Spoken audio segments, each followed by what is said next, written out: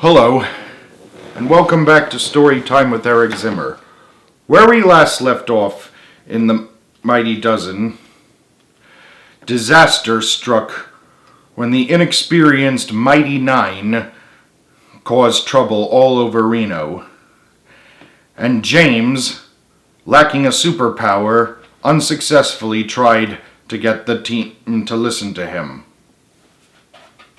But now, they're gonna pay the price for not doing so. So you ready? Alright, let's begin. Chapter 8. The team is captured. Carly sat on the bench at the bus stop as Richard and Christy pulled down the upper part of their superhero outfit. Being two college students learning to become doctors, it seemed natural for them to do an examination of Carly's chest to see that there were no injuries from where James had punched her. The damage wasn't too hard to find. Right above Carly's belly button was a very large and nasty black and blue bruise. The others reacted in shock when they saw it. Frank looked slightly nauseous at the sight of it.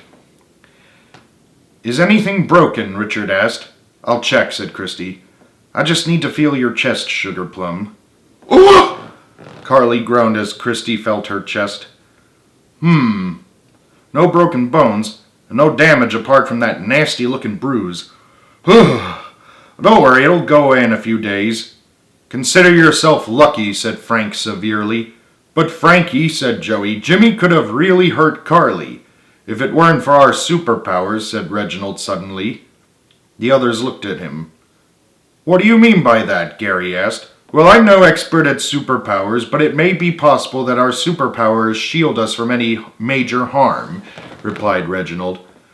"Are you inferring James could have smashed every bone in my rib cage?" Carly asked incredulously. "It's possible," said Richard.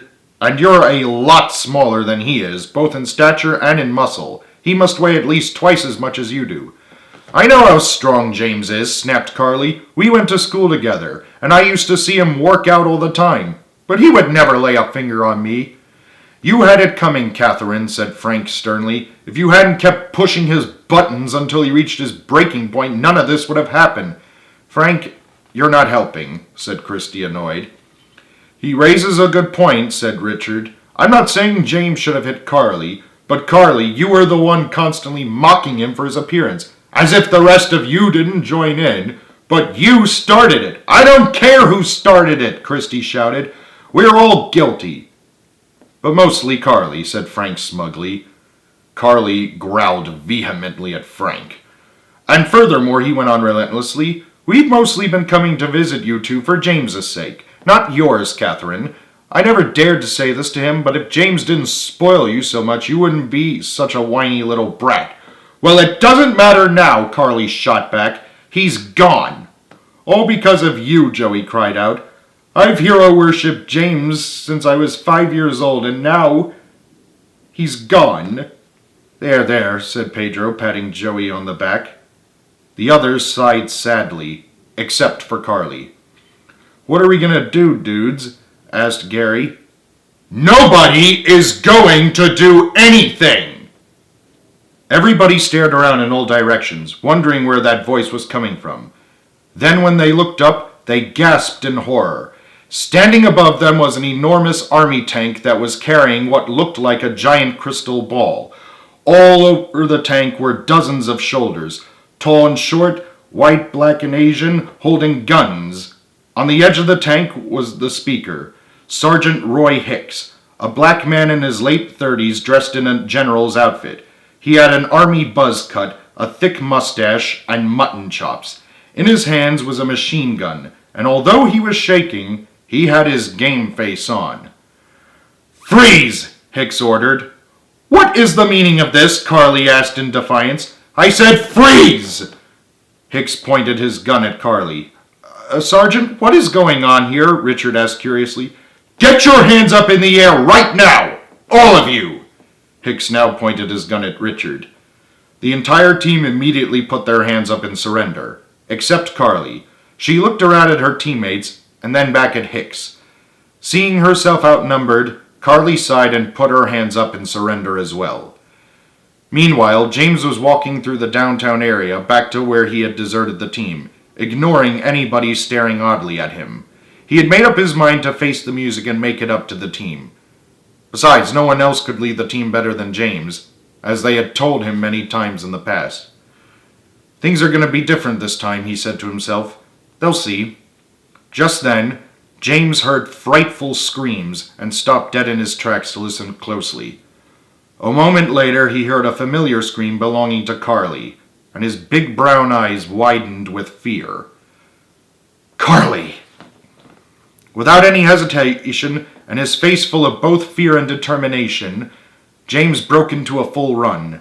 Unbeknownst to him, perhaps it was because of the fact that they had superpowers now, but James was running twice as fast as he usually did. He hurried to the scene as fast as he could, ignoring all the people staring at him in amazement as he ran. Meanwhile, the army was rounding up the team, putting them into the giant crystal ball, which was acting like some sort of prison. It wasn't easy, as some of them, including Carly, were putting up a good fight, but the soldiers ultimately prevailed in the end and locked them up.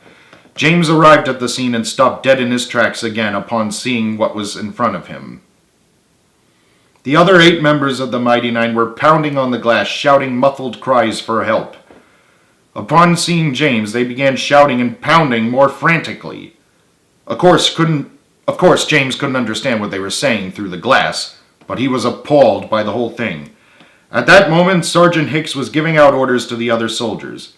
Not wanting his friends to be taken away, James jumped onto the tank and went to confront Hicks, not caring what would happen to him. He tapped Hicks roughly on the shoulder, who turned around and had to duck to avoid a blow to the head from James. Hicks fell onto the rough surface of the tank, but was aggressively pulled to his feet by James. Sergeant Roy Hicks, what the hell is going on here? James demanded. There's another mutant! Hicks shrieked, pointing at James. Get him! Several soldiers tried to tackle James, but he easily overpowered them and threw them aside. The team looked amazed while the other soldiers scrambled to their feet and got behind Hicks, looking frightened. Unhand them, James ordered, removing his face mask. By order of Police Detective James Reitherman. The soldiers gasped, as did Hicks. Detective Reitherman, he exclaimed. What is going on here, and why are you orange? And smell so fruity, asked a soldier, sniffing him. That's none of your concern, Hicks. Do as I command and release them. These mutants have destroyed half the city of Reno, said Hicks sternly. We're doing what is best for the citizens. If it hadn't been for that barman who called us. Barman? What barman? Asked James.